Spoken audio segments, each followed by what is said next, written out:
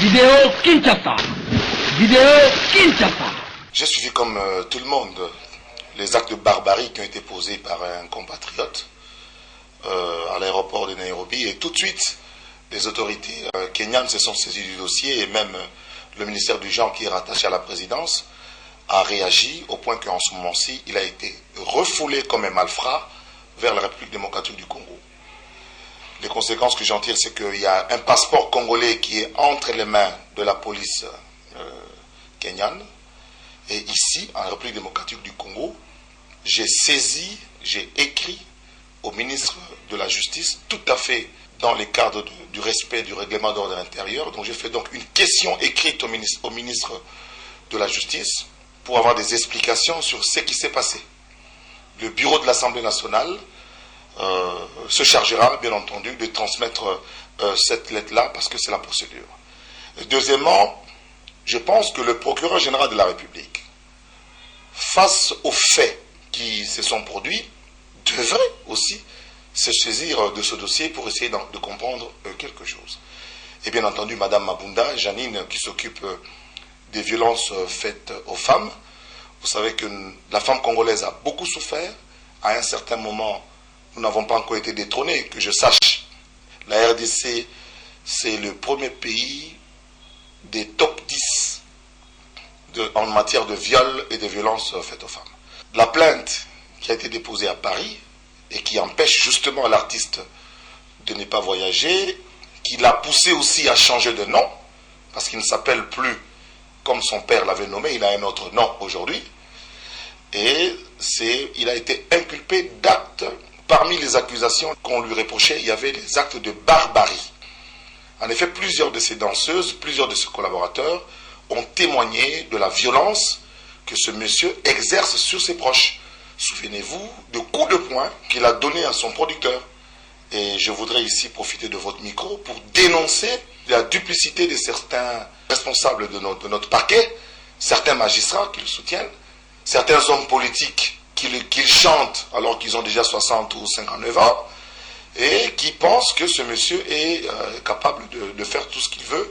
Il est rentré. J'étais ahuri, choqué de voir la manière dont il a été accueilli à l'aéroport de Njili, alors que plusieurs fois, je suis revenu avec des Congolais refoulés.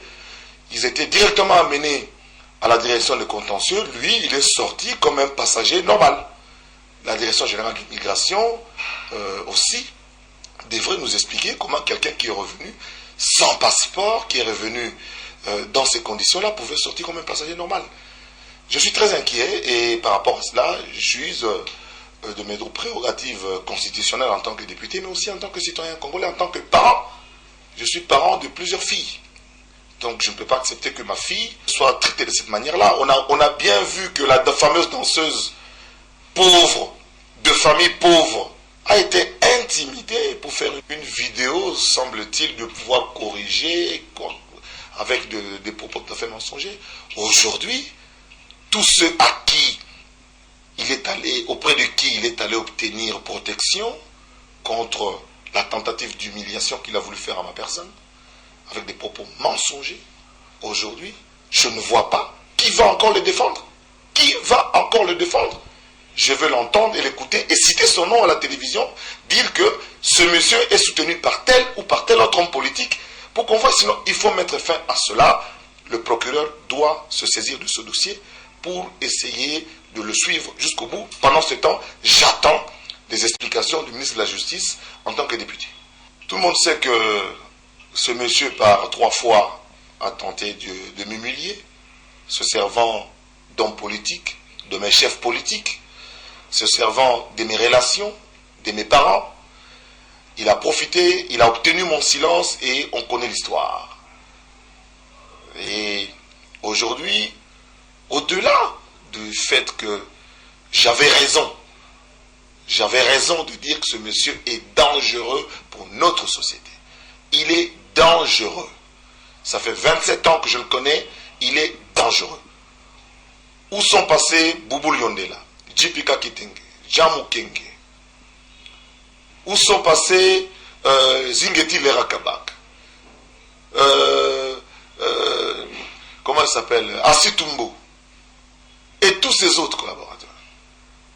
Tous, on a le choix entre se taire pour soi-disant ne pas chercher les problèmes avec Kofi, ou ne pas être complice et les dénoncer comme je le fais ici. J'ai reçu des coups de fil du monde entier, des messages du monde entier, parce qu'il y a des gens qui estiment que moi, je suis en mesure de pouvoir mieux expliquer cela.